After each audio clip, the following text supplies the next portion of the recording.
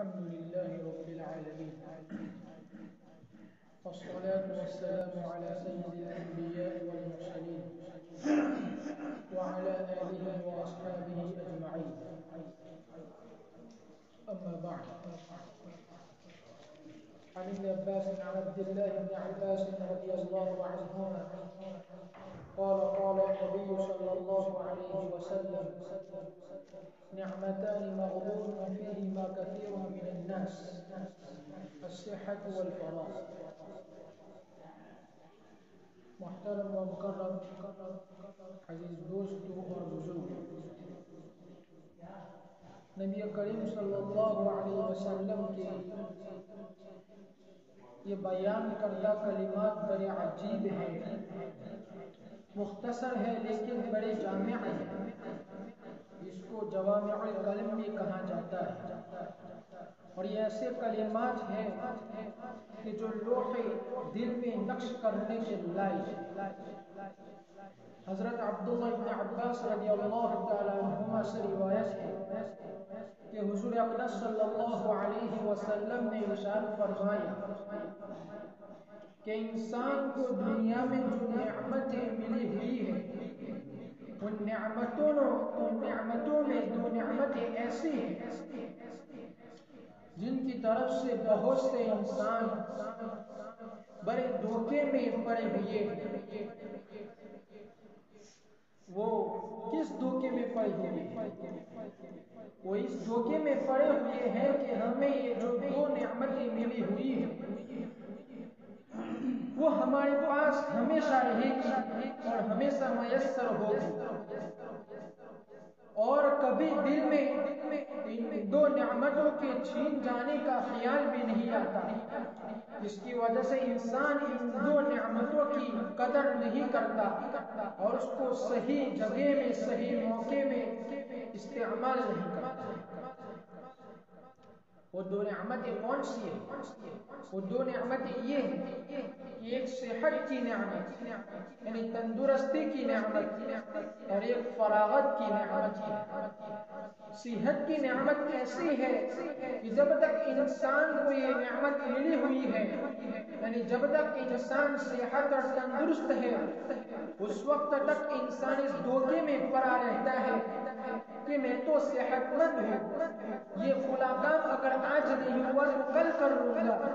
اگر کل نہیں ہوا تو پرسوں کر لوں گا، اگر پرسوں نہیں ہوا تو ترسوں کر لوں گا، اور اگر ترسوں نہیں ہوا تو اس کے اگلے دن کر لوں گا. اس لیے وہ سوچتا ہے کہ میں ابھی صحت مند ہوں، لیکن اس شخص کو یہ خیال نہیں آتا کہ اس کے پاس جو یہ صحت کی نعمت ہے وہ کبھی چھینی بھی جا سکتی ہے. اپنی آنکھوں سے وہ مشاہدہ کرتا ہے، اپنی آنکھوں سے وہ دیکھتا ہے کہ ایک اچھا خاصا انسان تھا، صحت اور تندرست تھا، لیکن اس کو ایسی بیماری لگ گئی، وہ ایسا بیمار پڑا کہ وہ دوبارہ بستر سے اٹھ ہی نہیں سکتا. اس لیے آج عمل کرنے کی طاقت ہے، آج طاعت کی طاقت ہے، آج عبادت کو انجام دینے کی قوت ہے. اللہ رب العزت کے بتائے ہوئے احکامات پر عمل کر کے زندگی گزارنے کی اور اللہ رب العزت کے نقشے کے مطابق زندگی گزارنے کی آج ہمارے اندر قوت ہے. کل کو جب یہ صحت کی نعمت چھین لی جائے گی اور ختم ہو جائے گی تو یہ طاقت نہیں رہے گی. اس لیے نبی کریم صلی اللہ علیہ وسلم نے فرمایا کہ اس وقت جب تم بستر پر لیٹ جاؤ گے، جب تم بستر پر پڑ جاؤ گے، اس وقت یاد کرو گے کہ ہائے میری یہ صحت کی نعمت کو چھین لی، اب میرے پاس وہ موقع نہیں رہا کہ میں نیک کام کروں، میں عبادت کو انجام دوں، میں اللہ کے احکام کے مطابق زندگی گزاروں اور میں اللہ تبارک و تعالیٰ کو راضی کروں. لیکن اب حسرت کرنے سے کوئی فائدہ نہیں، اب یہ حسرت کوئی کام آنے والی نہیں ہے. اس لیے فرمایا کہ اس نعمت کی جانب جانب سے انسان دھوکے میں پڑا ہوا کہ میں صحت مند ہوں اور یہ صحت کی نعمت میرے پاس ہمیشہ رہے گی، ہمیشہ میسر رہے گی، اس وجہ سے انسان اس کو صحیح مصرف میں خرچ نہیں کرتا ہے اور اس کو استعمال نہیں کرتا ہے۔ تو بجائے اس کے کہ ہمیں حسرت ہو اس وقت جس وقت ہم سے یہ نعمت چھین لی جائے، اس سے پہلے ہم اس نعمت کی قدر کو پہچانے، اس کے رتبے کو، اس کی منزلت کو پہچانے اور اس کو صحیح جگہ اور صحیح مصرف میں خرچ کرنے کی کوشش کریں، اور یہ سوچے کہ نہ معلوم کب یہ نعمت ہم سے چھین لی جائے گی، اس لیے میں یہ جو کام ہے وہ آج ہی کر گزروں۔ حضرت علامہ ڈاکٹر عبدالحی عارفی نور اللہ برکتہ بہت سی مرتبہ کثرت سے یہ شعر پڑھا کرتے تھے کہ ابھی تو ان کی آہٹ پر آنکھیں کھول دیتا ہوں، کہ ابھی تو ان کی آہٹ پر آنکھیں کھول دیتا ہوں، لیکن وہ وقت کیسا ہوگا جب نہ ہوگا اس کا امکان بھی۔ ان کی عمر، حضرت والا کی عمر 80 سال کی ہو چکی تھی، بیماری اور کمزوری میں تھے۔ حضرت فرماتے تھے کہ میں جب تہجد کی نماز کے لیے اٹھتا تھا تو سستی اور کاہلی ہوتی تھی اور بڑھاپے کا احساس ہوتا تھا، بیماری کا احساس ہوتا تھا، کمزوری کا احساس ہوتا تھا، کبھی دل میں یہ خیال بھی آتا تھا کہ یہ تہجد کی نماز کوئی فرض اور واجب تو ہے نہیں، چلو اس کو آج چھوڑ دیتے ہیں، کل پڑھ لیں گے۔ لیکن میرے دل میں خیال آتا اور میں سوچتا کہ آج تو تمہارے اندر اتنی قوت ہے کہ تم مصلی تک جا سکتے ہو، خدا نہ کرے، خدا جانے کل اس مصلی پر جانے کی طاقت باقی رہے گی کہ نہیں رہے گی، کل مجھے یہ وقت ملے گا بھی کہ نہیں ملے گا۔ فوراً میرے دل میں یہ خیال آ جاتا تھا اور میں کہتا تھا اپنے آپ سے کہ یہ جو وقت ملا اس کو غنیمت سمجھو اور فوراً مصلی کی طرف جاؤ۔ اس لیے وہ بکثرت یہ شعر پڑھا کرتے تھے کہ ابھی تو ان کی آہٹ پر بھی آنکھیں کھول دیتا ہوں، کہ ابھی تو ان کی آہٹ پر بھی آنکھیں کھول دیتا ہوں، لیکن وہ وقت کیسا ہوگا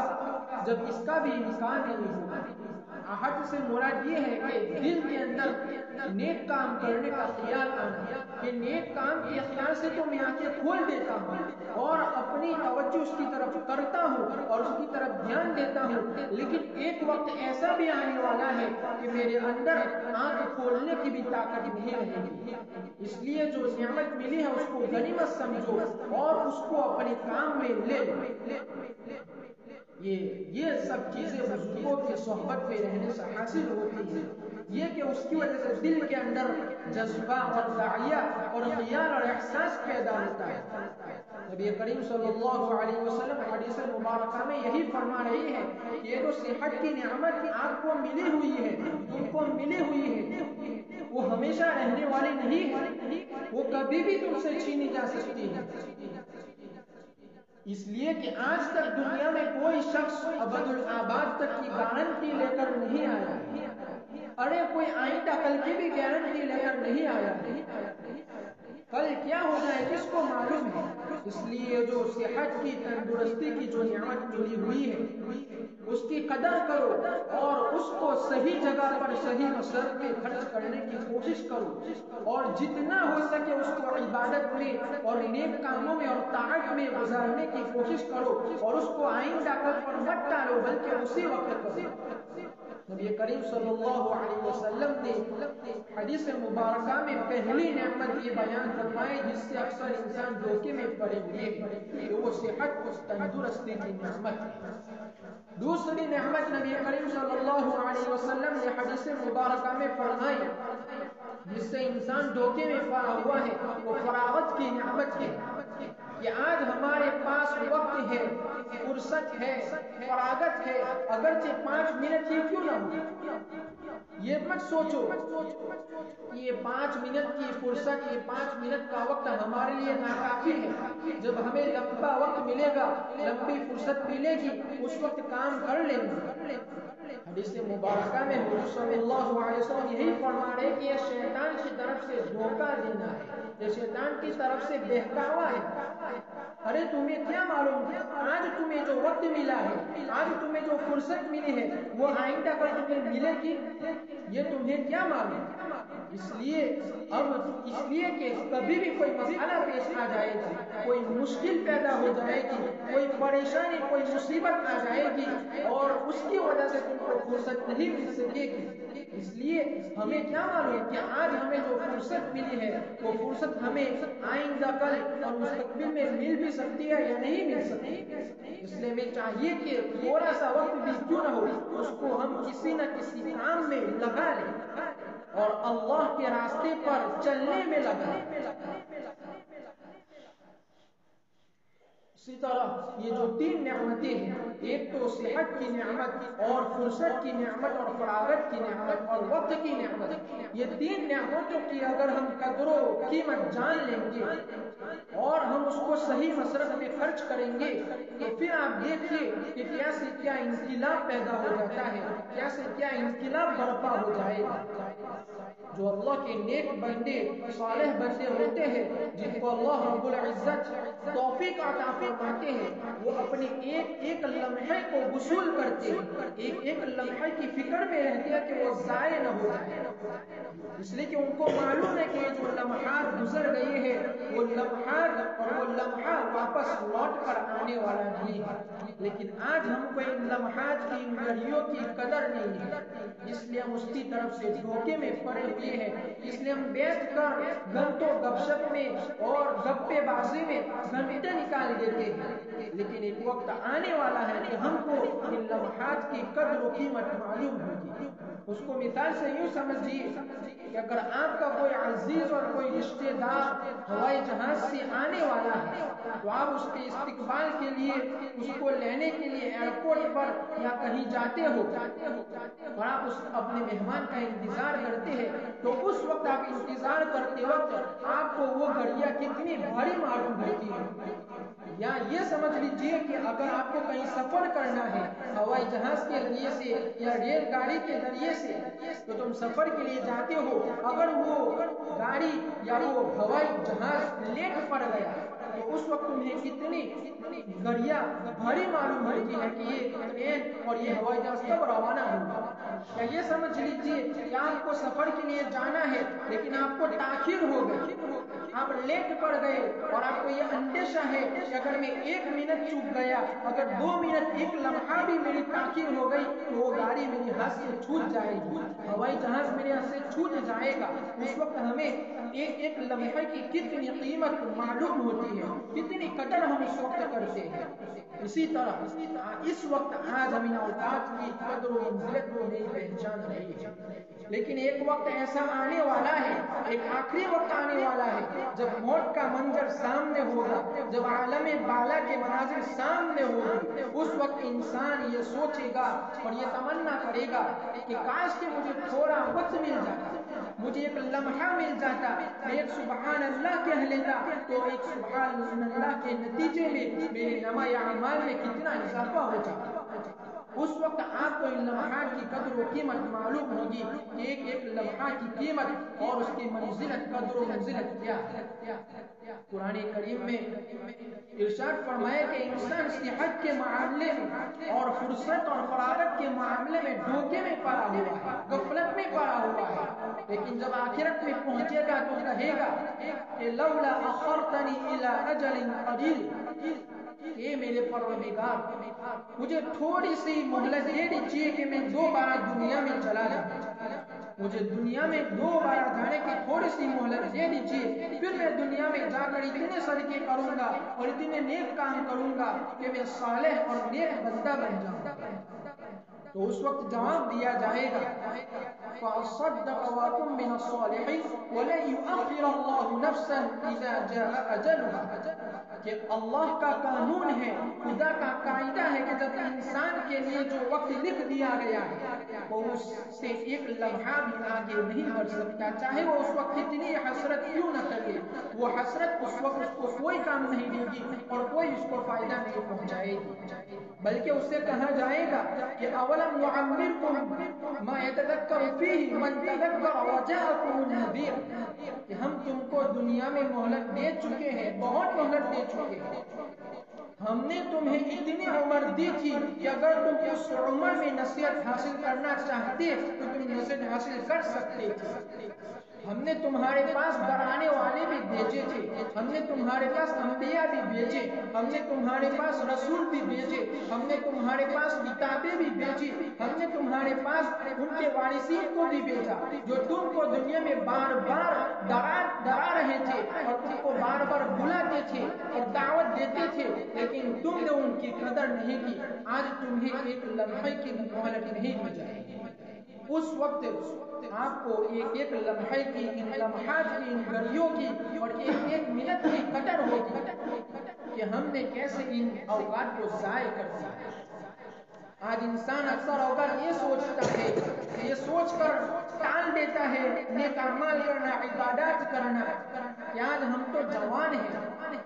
ابھی جلدی نیک کام کرنے کا، ابھی نیک کام کرنے کی جلدی کیا ہے، اس لیے کہ ابھی تو ہم نوجوان ہیں، ہم نوجوانی کے مزے اڑا لیں اور عیش و عشرت کی زندگی گزار لیں، جب ہماری عمر ڈھل جائے گی، بڑھاپے کی طرف آئیں گے تو انشاءاللہ ہم توبہ بھی کر لیں گے، تہجد بھی پڑھ لیں گے، نیک کام بھی کر لیں گے، صدقہ و خیرات بھی کر لیں گے اور سب کچھ کر لیں گے۔ اکثر آج کے زمانے میں بے شمار نوجوانوں کے دلوں میں یہی خیال ہوتا ہے کہ نیک اعمال کرنے کی اتنی جلدی کیا ہے، ابھی تو جوانی ہے، جب بڑھاپا آ جائے گا اس وقت نیک اعمال کر لیں گے۔ اسی کو نبی کریم صلی اللہ علیہ وسلم نے ایک دوسرے حدیث کے ٹکڑے میں فرمایا کہ کیا تم اس بڑھاپے کے انتظار میں ہو، کیا تم اس وجہ سے انتظار میں ہو کہ تمہیں بڑھاپا آ جائے،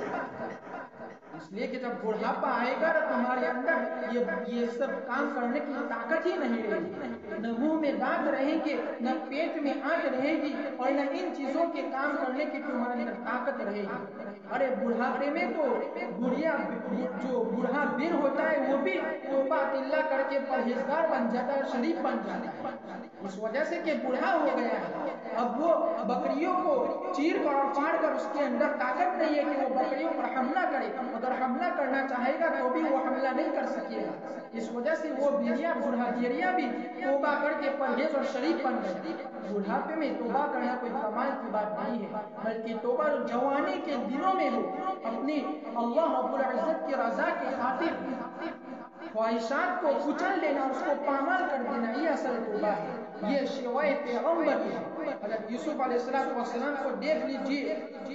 کہ بھرپور جوانی کا عالم تھا اور صحت کے اعلیٰ مقام پر تھے، حسن جمال کے اعلیٰ مقام پر تھے، لیکن ان کے دل میں جب برائی کرنے کا، گناہ کرنے کا خیال پیدا ہوا تو انہوں نے اپنے آپ کو برائی سے بچا اور اپنے آپ کو اس گناہ سے بچایا، یہی شیوائے پیغمبری ہے۔ اسی لیے نبی کریم صلی اللہ علیہ وسلم نے فرمایا کہ کیا تم اس انتظار میں ہو کہ تمہیں بڑھاپا آ جائے، اس لیے ہمیں بڑھاپے سے پہلے اس کی قدر و قیمت، اس کی قدر کی جاننے کی کوشش کرنی چاہیے۔